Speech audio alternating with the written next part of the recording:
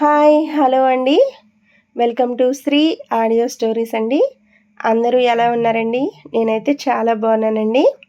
ఈరోజు మన సబ్స్క్రైబర్స్లో ఒకరు తన రియల్ లవ్ స్టోరీని పంపించారు. సో దాన్ని స్టోరీగా కన్వర్ట్ చేసి చెప్పమని నాకు రిక్వెస్ట్ చేశారండి. సో ఇక స్టోరీలోకి వెళ్ళిపోతే, ఈ స్టోరీ ఒక రియల్ స్టోరీ అండి. నీపైన తొలి ప్రేమ. ఇక స్టోరీలోకి వెళ్ళిపోదామండి. వీస్తున్న చల్లటి గాలులు, మారుతున్న వాతావరణ మార్పులు, ఇంకాసేపట్లో వర్షం పడే సూచనలు ఉన్నట్టుగా అక్కడ ఉన్న వాతావరణం మొత్తం మారిపోయింది. అయినా ఇదేమీ పట్టించుకోకుండా కాఫీ షాప్లో కూర్చొని ఆలోచిస్తూ ఉన్నాడు క్రిష్. తను వస్తుందా రాదా? వస్తాను అని చెప్పింది కదా, ఇంకా రాలేదేంటి అని అనుకుంటూ తన చేతికి ఉన్న వాచ్ వైపు చూసి మళ్ళీ కాఫీ షాప్ ఎంట్రన్స్ వైపు చూస్తూ ఆలోచిస్తూ ఉన్నాడు. ఆలోచిస్తూ ఉన్న క్రిష్ తన ప్రేమ ఎలా మొదలైంది అని తలుచుకొని తనలో తానే నవ్వుకుంటూ ఉన్నాడు. మన జీవితంలో చాలా వాటిని ప్రేమిస్తూ ఉంటాము. అలాగే నేను చాలా వాటిని ప్రేమ అనుకొని భ్రమపడ్డానేమో. ఆమెను కలిసేంత వరకు, ఆమెతో మాట్లాడేంత వరకు. ఆమె స్నేహం ఒక మరువలేని తీయని జ్ఞాపకంగా నా మదిలో నిలిచిపోయింది. ఆమెతో మాట్లాడితే చాలు, ఇక నాకు జీవితంలో ఏదీ అక్కర్లేదు అనిపిస్తుంది.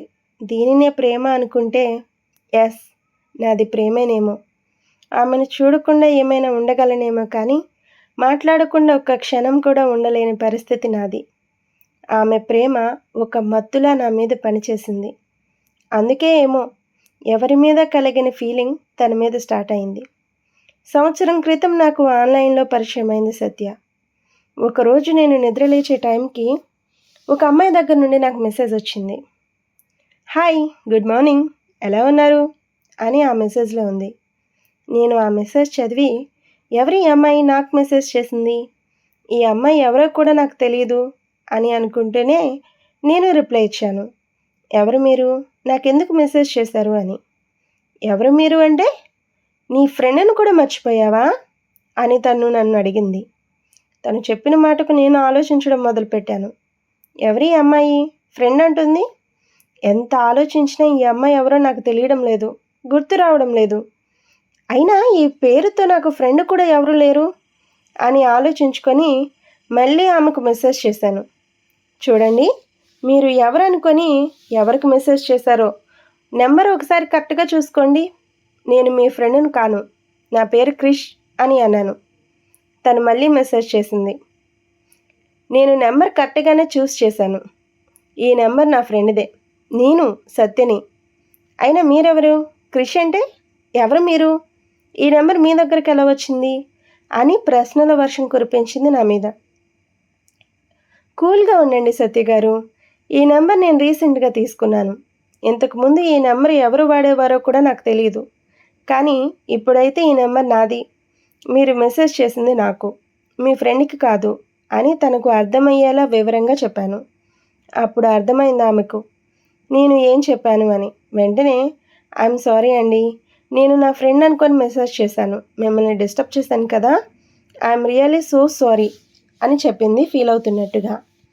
ఇట్స్ ఓకే, అప్పుడప్పుడు ఇలాంటి మిస్అండర్స్టాండింగ్స్ జరుగుతూనే ఉంటాయి, వాటిని గురించి పట్టించుకోకండి అని నేను చెప్పాను. అలా మొదలైన మా పరిచయం కొన్ని రోజులకు ఇంకొంచెం స్నేహంగా బలపడింది. ఒకరోజు నేను తనకు ప్రపోజ్ చేశాను.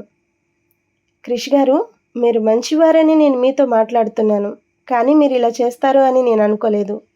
అయినా చూడకుండా ప్రేమేంటండి అని తను నన్ను అడిగింది. ఎందుకు లవ్ చేయకూడదు సత్య, చూస్తూనే ప్రేమలో పడతారా? చూడకుండా ప్రేమ పుట్టదా? చూస్తేనే పుట్టేది ప్రేమ అయితే చూడకుండా పుట్టేది కూడా ప్రేమే కదా. అందరి లైఫ్లో ఒకేలా జరగాలి అన్న రూల్ ఏం లేదు కదా సత్య. నా లైఫ్లో నిన్ను చూడకుండానే ప్రేమించాను, నీతో మాట్లాడుతుంటేనే నిన్ను ప్రేమిస్తున్నాను, నువ్వు లేకపోతే నేను బ్రతకలేను అన్న ఫీలింగ్ నాలో కలిగింది అని అన్నాను. ఏదేమైనా క్రిష్, నువ్వు చేస్తుంది తప్పు అని నీకు అనిపించడం లేదా అని అడిగింది. తప్పు ఎలా అవుతుంది సత్య, నేను నా మనసులో నీ మీద ప్రేమ ఉంచుకొని నీతో నేను నార్మల్గా ఉంటే అది తప్పు అవుతుంది. నేను నా మనసులో ఉన్న విషయం నీతో చెప్పాను, నువ్వు ఏ నిర్ణయం తీసుకుంటావో అది నీ ఇష్టం, కానీ నేను మాత్రం ఎప్పటికీ నిన్ను ప్రేమిస్తూనే ఉంటాను అని నా నిర్ణయం, నా మనసులో ఉన్న మాట రెండూ తనతో చెప్పాను.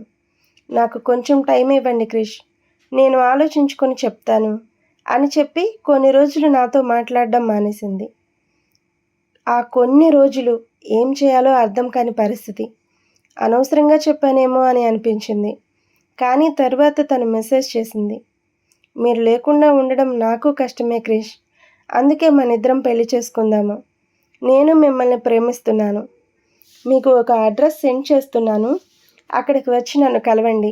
మాట్లాడుకుందాం. నచ్చితే ఒకరిని ఒకరం చూసుకొని ప్రేమించుకుందాం అని చెప్పింది. ఆ మాట వినగానే నేను చాలా సంతోషంగా ఫీల్ అయ్యాను. వెంటనే తను చెప్పిన అడ్రస్కి వచ్చాను. అదే ఈ కాఫీ షాప్. అలా ఆలోచిస్తూ ఉన్న క్రిష్ అలా అనుకోకుండా తన పక్కనే ఉన్న గ్లాస్ డోర్ నుండి చూస్తూ ఉంటాడు. అదే సమయంలో ఒక అమ్మాయి వైట్ కలర్ చుడీదార్ వేసుకొని చిరుగాలికి ఎగురుతున్న తన హెయిర్ని సరిచేసుకుంటూ అప్పుడే మొదలైన వర్షపు చినుకల నుండి తప్పించుకుంటూ పరిగెడుతూ కాఫీ షాప్లోకి వస్తుంది. అప్పుడే సత్యని చూసిన క్రిష్, ఎంత బాగుంది ఈ అమ్మాయి, ఈ అమ్మాయి నేను ప్రేమించిన సత్య అయితే బాగుంటుంది అని ఆలోచిస్తూ ఉండగానే ఆ అమ్మాయి కాఫీ షాప్ మొత్తం చూసి అక్కడ ఒక అబ్బాయి కూర్చొని ఉండడం చూసి వెంటనే ఆ అబ్బాయి దగ్గరకు వచ్చి, మీరు క్రిష్ అని అడిగింది. వెంటనే హా, అవును, నేనే క్రిష్ అని చెప్తాను నేను. తనను చూస్తూనే ఉన్న నేను, తను అలా నా పేరు తన నోటి వెంట పేరు రాగానే ఆశ్చర్యంగా నా నోటి నుండి మాట రాలేదు. నేను తల ఊపి సత్య అని అన్నాను. అవును అన్నట్టు తను కూడా తల ఊపింది. నేను చాలా లక్కీలా ఫీల్ అయ్యాను. ఇద్దరం కలిసి కూర్చొని కాఫీ తాగుతూ నేను సత్యతో అన్నాను, సత్య, మనిద్దరం పెళ్లి చేసుకుందాం. నువ్వంటే నాకు చాలా ఇష్టం. నీకు ఇంతకు ముందే చెప్పాను కదా. అందుకే నా ప్రేమను అర్థం చేసుకో. మనం పెళ్లి చేసుకుందామని అడిగాను. సరే క్రిష్ గారు, మనం పెళ్లి చేసుకుందాం అని తను నాతో చెప్పింది. అలా నిర్ణయించుకున్న మేము కొన్ని రోజులకు పెద్దవారి సమక్షంలో ఒకటయ్యాము. ఎలా ఉంది స్టోరీ? చాలా బాగుంది కదా. ఈ స్టోరీ మీకు నచ్చినట్లయితే please like and share and subscribe. Thanks for watching.